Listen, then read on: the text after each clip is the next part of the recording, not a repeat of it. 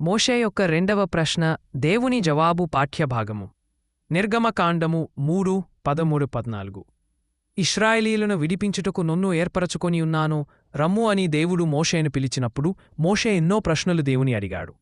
వాటిలో మొదటిది నేను ఎంతటివాడని అన్నాడు. దానికి నేను తోడుగా ఉంటాను అని దేవుడు సమాధానమిచ్చాడు.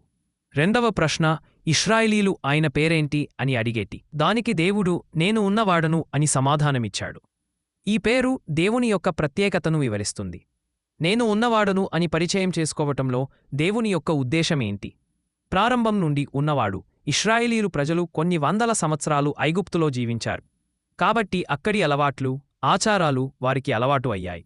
అంతేకాకుండా ఐగుప్తులో ఉన్న దేవతలను, దేవుళ్లను వారు చూస్తూ ఉన్నారు. ఇప్పుడు మోషే వెళ్లి దేవుడు మనలను విడిపించబోతున్నాడు అని చెప్తే ఐగుప్తులో ఉన్న దేవుళ్ళు కాకుండా మోషే ఒక కొత్త దేవుణ్ణి తీసుకుని వచ్చాడు అనుకుంటారు. మోషేతో మాట్లాడిన దేవుడు కొత్త దేవుడు కాదు, ప్రారంభము నుండి ఉన్నవాడు. ఆయన ద్వారా భూమ్యాకాశములు కలిగినవి సమస్తము ఉనికిలోనికి వచ్చాయి.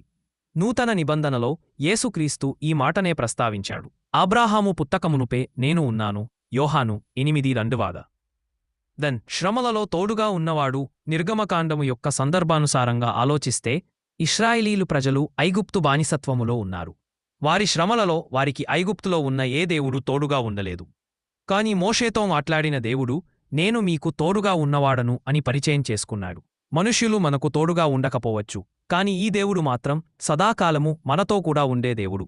ముగింపు: లోకమందు దేవుళ్ళు అనబడినవారు ఎంతోమంది ఉండవచ్చు, కాని ప్రారంభము నుండి ఉన్నవాడు, శ్రమలలో మనకు తోడుగా ఉన్నవాడు మాత్రమే ఇశ్రాయేలీయులను ఐగుప్తు బానిసత్వము నుంచి విడిపించాడు.